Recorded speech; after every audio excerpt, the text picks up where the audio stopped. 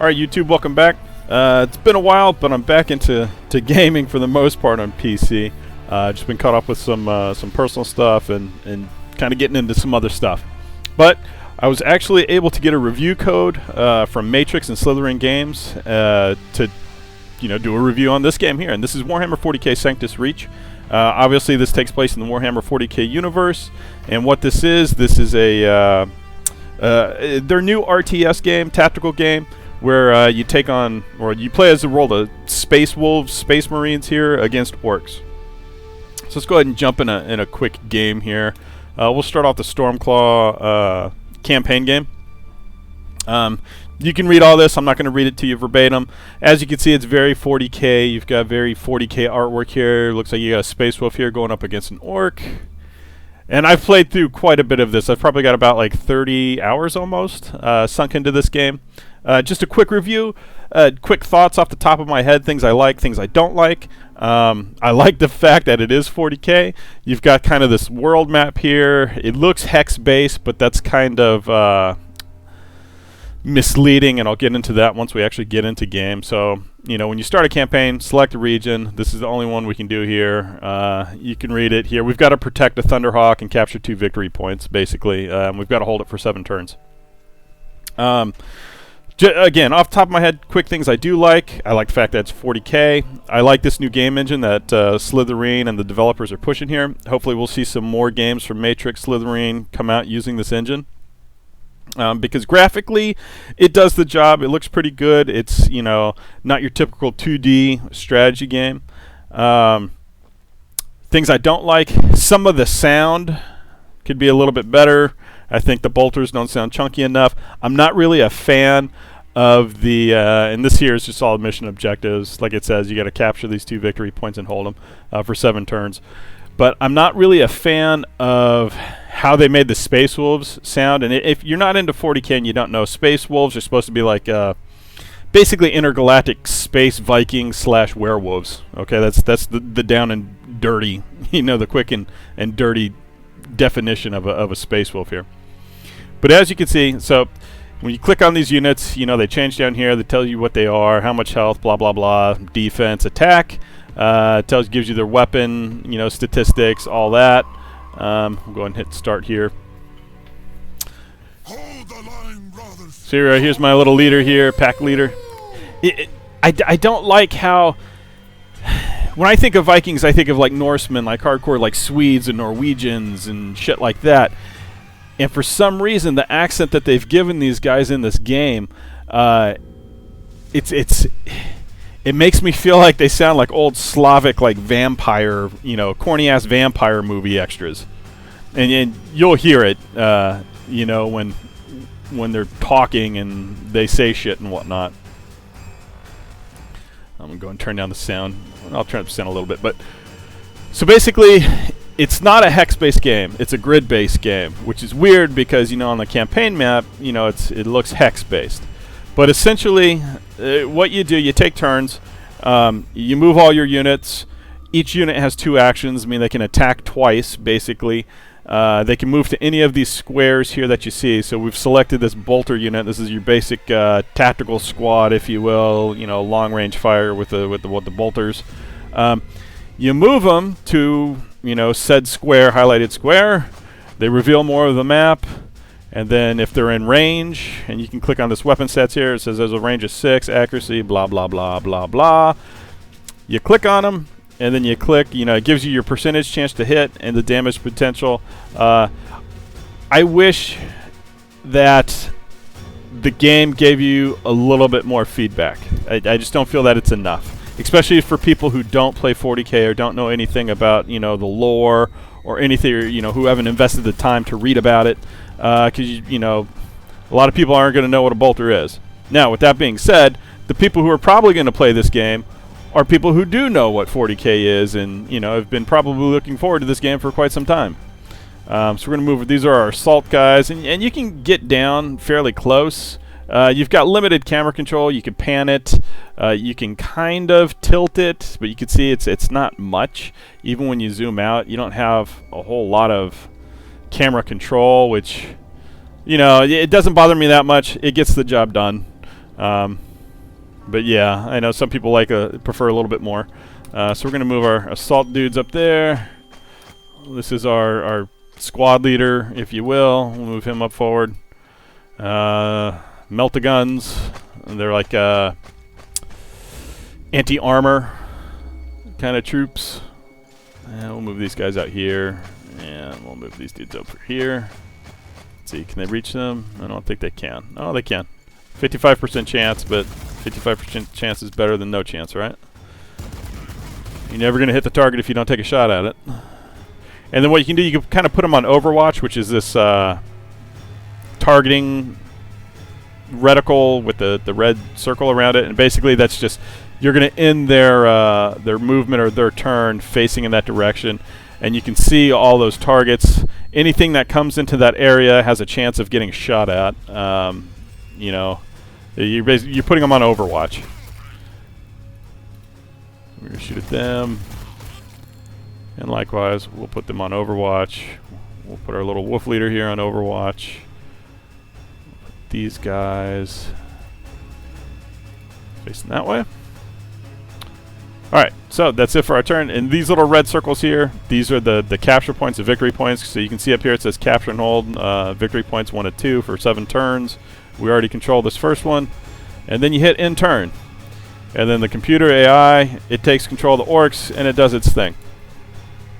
Now, I don't know if you can play multiplayer in this. It'd be cool. I would like to think you can. I haven't delved into it that much. Again, I've been kind of under an NDA about sharing stuff about this game, which will be lifted by the time this video goes live.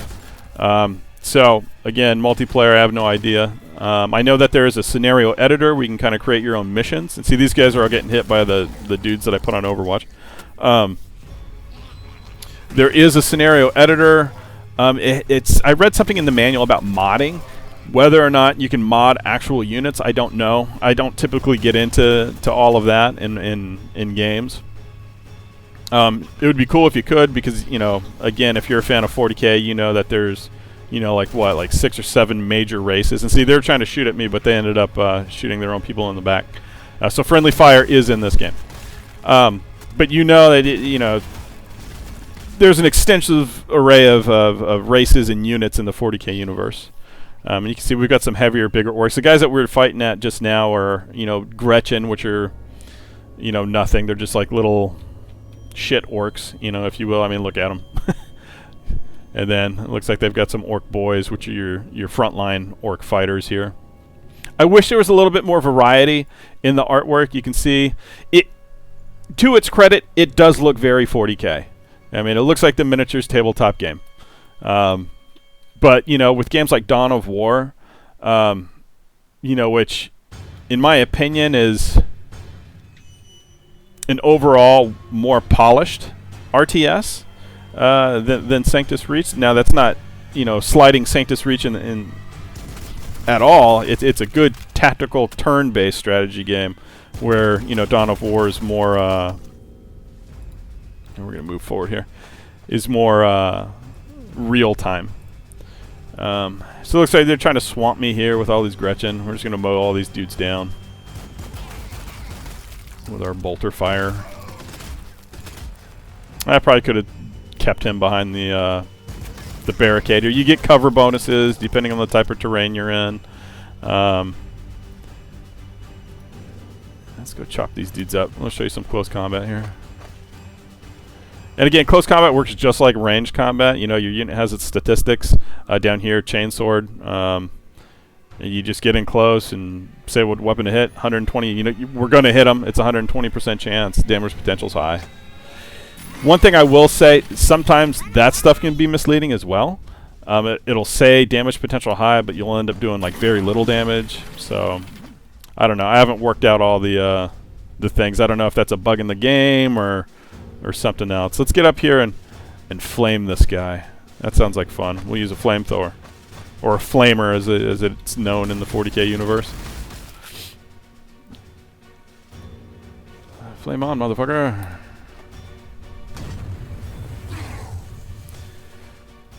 Now, if you like 40K, you guys are probably going to love this game.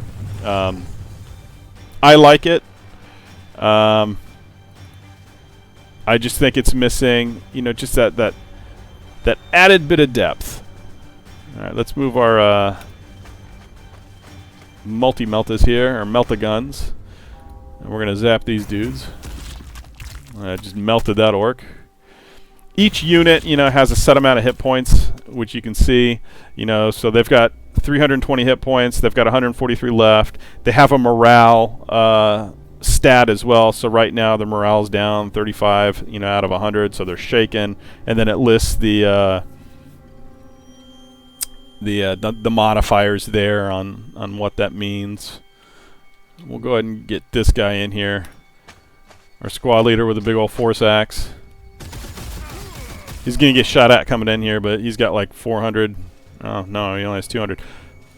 200 hit points, but that's more than enough. He should be able to wipe out one orc each swing, so I should be able to take out almost, what? Let's see here. Zoink.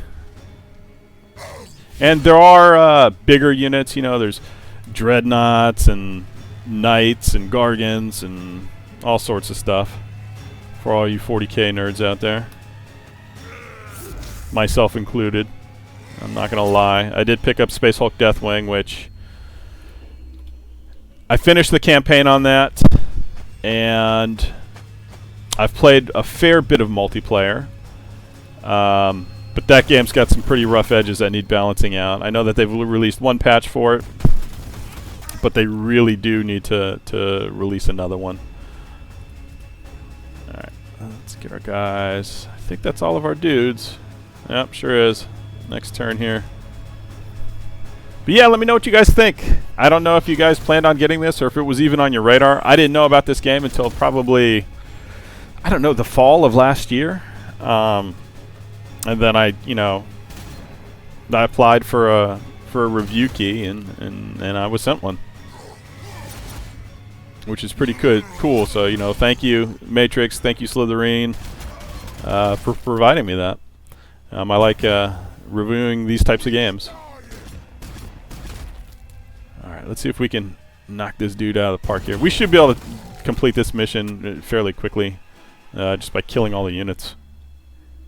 Again, I've played this mission before. I know what, you know, happens, if you will. Let's see, can I hit these guys? 60% chance. Sure, why not? Didn't do very much damage, but that's alright. We're going to help out our squad leader here. We got a critical hit. Not too shabby. I think that maybe we'll... he can't move out of combat. See, he's locked into combat right now, into close combat. So unfortunately, he can't move away unless those units go away. So maybe we'll get a guy over there and kill him. We did kill that guy, though. Sweet. We'll have him face that way. Let's move our flamer guy. If we drop him right here, he should be able to flame just him and not hit my own guy. And by doing so, that should break the zone of control that those guys have. Yeah, see, they're panicked now. Let's see if we can move. Yeah, see, I can move my squad leader out of the way. We're going to move him over here, take the point. And for doing so, we get a drop pod. You can see drop pod deployment available. And I'll show you guys what that means in just a second. But we're going to roast these guys one more time. Make sure they're nice and broken. Now these guys will come up and probably attack my guy. Possibly anyway. Unless, of course, I have other plans, which I do. Get some shots in here. Now, with this game, I have learned that you can't be overly aggressive. Because you can end up screwing yourself pretty badly. But we're going to go all out here. It is the first mission of this campaign, so it is kind of easy. But there's also a point system, so that's what I want to talk about. As you progress through the campaign, each mission you get a set of base units, and then you get, you know, X amount of points, kind of like in the tabletop game. You get X amount of points to purchase more units or different units. Your units do gain experience. So, you know, if you've ranked up a unit fairly high and that unit dies, you know, that really sucks. All right, so we're going to drop this drop pod right. Let's drop it right here. Oh, you know what? No. Let's drop it right here. Deploy drop pod. And then we're going to drop the drop pod right on these orcs. Check this out. Oh, you can't deploy. Damn it. Alright, well. He can deploy right here. Actually, let's deploy him up front. Right there. Alright, so we got Big Daddy on the field. He is a dreadnought. Just a regular dreadnought. He's not a venerable dreadnought, unfortunately. Now, he can't target those guys. They're in cover and they have no line of sight. But what he can do is smash the shit out of these guys.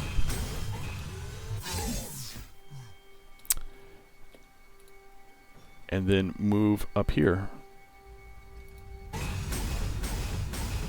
And he still has one attack left, which he is failing miserably. And that's it for the turn.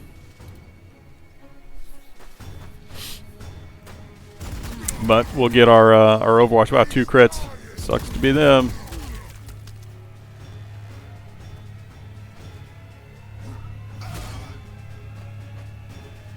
And he pushed our guys back. Our guys aren't exactly, well, these guys anyway aren't close combat specialists. But that's okay.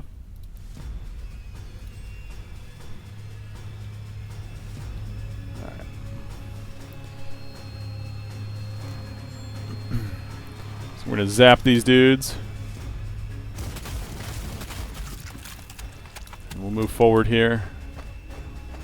Set up on Overwatch.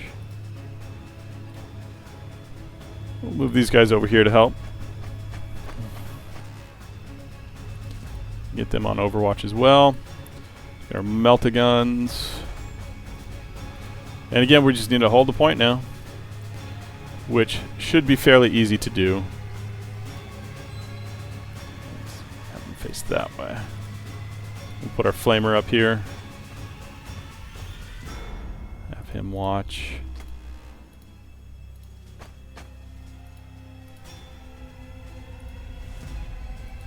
Apparently there's a few more little Gretchen here. There's one. Dead. And we'll start moving them up.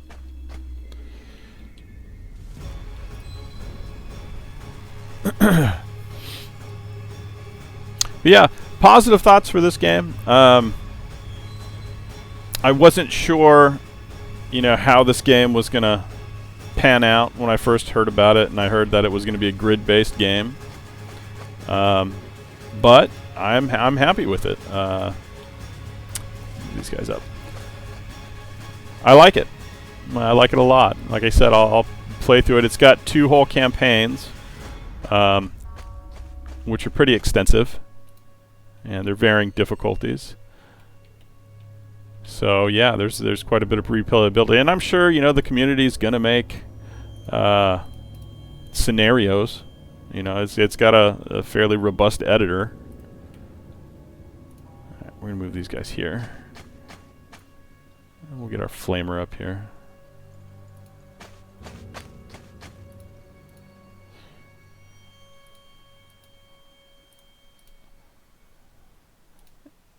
Oh, that's our flamer there. All right. I said I don't think the orcs have very much, because they've got a couple units left, but they're going to get jammed up pretty good here. Oh, they came in and attacked my melt-a-guns, but Captain Big Axe here is going to do some work.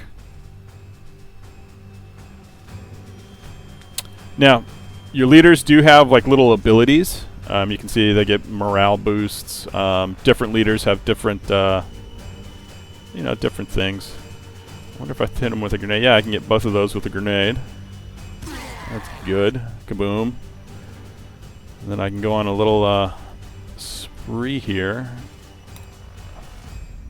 I probably could have moved him here and got both of them. And those are some of the tactical decisions that you end up having to make, you know, throughout this game.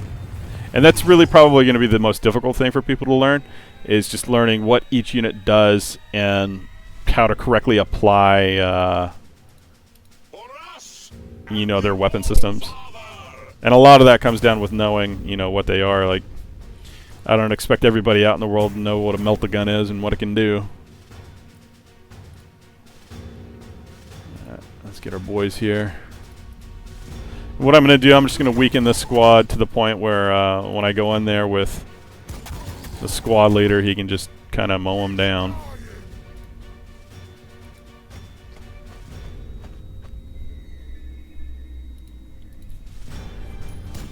Might even take him out.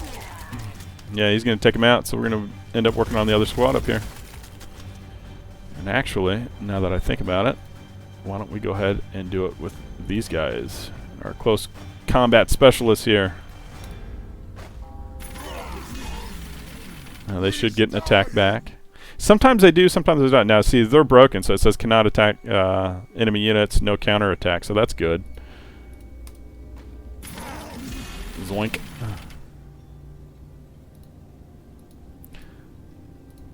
Face that way. I'm gonna have these guys face this way. And then now comes Captain Chop Chop. And he should be able to kill this entire unit here.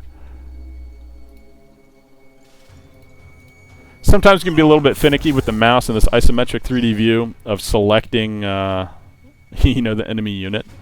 But that's alright. That's not really a complaint.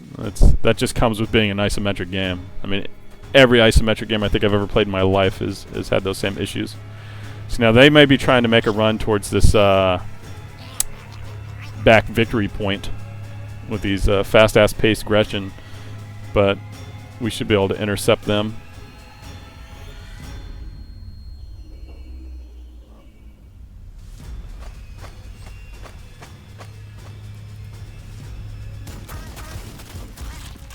Yeah, we'll be able to intercept them all right.